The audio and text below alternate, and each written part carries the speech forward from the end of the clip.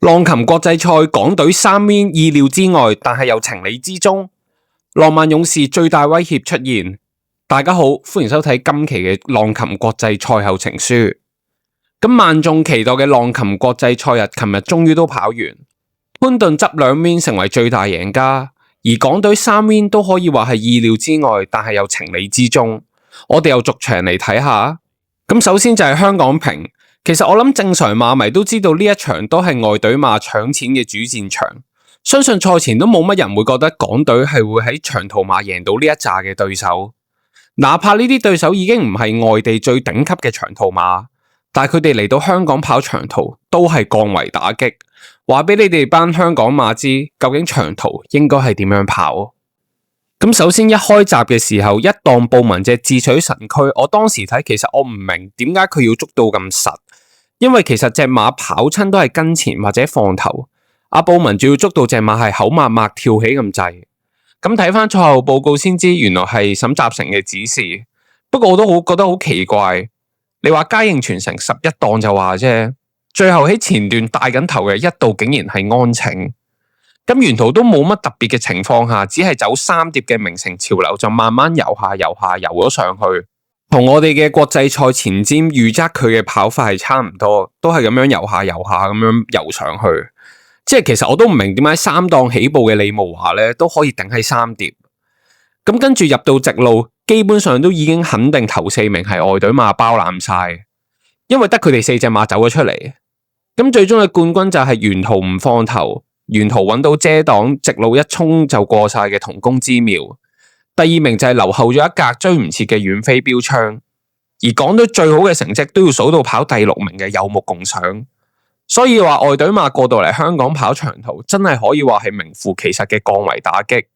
過嚟散步一場就有錢袋啊！偷入邊上有歌利巨人啊，中檔冚嘅馬就係同工之妙，外邊嘅馬匹仲有遠飛標槍，大外檔仲有班霸實力，最後200米透出係同工之妙，遠飛標槍開始上嚟追佢，出邊仲有班霸實力，最後100米都呢同工之妙依然係佔先，贏出今屆浪琴香港瓶啊，跑第2名遠飛標槍。好，咁去到第2場嘅短途錦標，呢一場又係變咗嘉應高升嘅散步賽，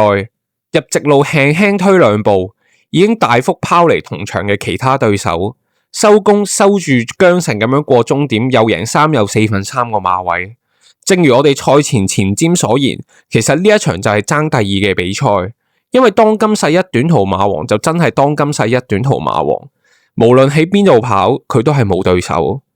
反而呢一場有一個幾有趣嘅嘢，就係賽後競賽小組係有告誡呢一個紅馬路嘅騎師3浦皇成，話佢直路連續用邊犯規。咁睇翻，其實佢直路連續打咗2邊，然後打多咗1邊，合共3邊，跟住就收手啦。咁都可以告誡，其實都真係幾搞笑。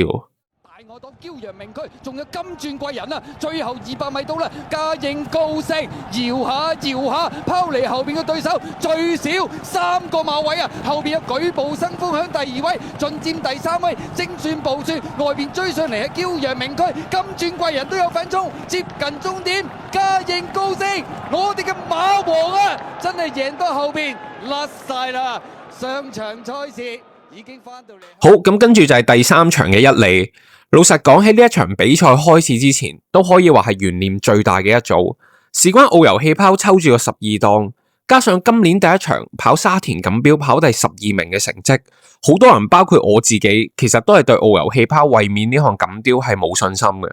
再加上外隊馬好似神智勇進、巧獸生花呢啲咁嘅強手都虎視眈眈，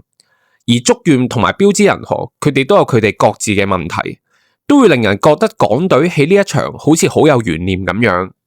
不過事實證明，如果潘頓有心去馬嘅話，真係18檔都可以贏到馬。咁神智勇進賽前都已經打晒開口牌，話呢一場係佢退役一戰。佢跑法上吸取咗上次嚟香港嘅教訓，好明顯今次係要着意咬前，主要唔想俾啲對手走甩。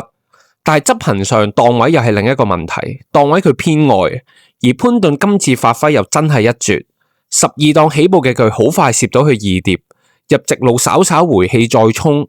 其實神智勇進都一度出頭先，但係潘頓車輪邊一出，揮 back 翻上嚟，最終喺終點前趕過咗神智勇進，幫浪漫勇士報咗杜拜嘅一戰之仇，成功幫港隊守住呢一場勝利。而大熱嘅祝願好明顯都吸取咗上次嘅教訓，入直路入咗4分一段，先攞好個平衡，先全力騎落去。但係前面啲馬已經走甩，亦都冇以前咁強嘅爆發力，好明顯就唔係大家所講嘅馬王級數。而另外標致銀河一入到直路，未攞好個平衡，麥道朗已經係咁推，佢完全冇就到隻馬，搞到節奏唔一致。不過佢咁樣都可以先過祝願過終點，都證明能力都係比佢高。而今次結果亦都證明第一次潘明輝遨遊氣泡係假輸，亦都喺大賽平磅之下證明遨遊氣泡嘅實力就係比同場嘅其他馬高。鴻運帝王同埋祝願啊，最後100零米神智勇進透出咗埋邊遨遊氣泡啊，中檔位置港邊小區追，外邊仲有鴻運帝王，出邊係祝願，最後100米到遨遊氣泡上翻嚟終點前。咁最後就係香港杯，浪漫勇士達成咗前無古人後亦都好難有來者嘅4連霸香港杯。咁本身場賽事都冇乜特別好講，因為真係浪漫勇士相比起其他對手高唔止一班半班。而格倫島啊、北十字星呢啲對手亦都唔嚟，剩低嗰啲馬根本對浪漫勇士造成唔到任何威脅，反而對浪漫勇士造成最大威脅就係賽事進行途中有位仁兄揸住橫幅無啦啦衝咗入去跑道中間。咁我當時喺近個終點，距離跑道中間就比較遠嘅，嗰時仲心諗到底發生咩事，無啦啦有條友衝咗出嚟，會唔會響鐘取消？因為嗰時候其實啲馬已經入緊彎。好彩馬會啲職員好快就將佢撳低，如果唔係恐怕會釀成巨大嘅災難。而亦都好彩今次出馬係比較少，如果你遇着田泰安灣咁嘅騎法嘅馬就真係打保齡球咁樣，到時香港賽馬就真係揚威國際嘅。咁點解呢條友要舉住張嘢呢？而張嘢寫住啲咩嘅呢？佢就係想用呢啲標奇立異嘅方式去所謂聲援呢個宏福苑嘅大火。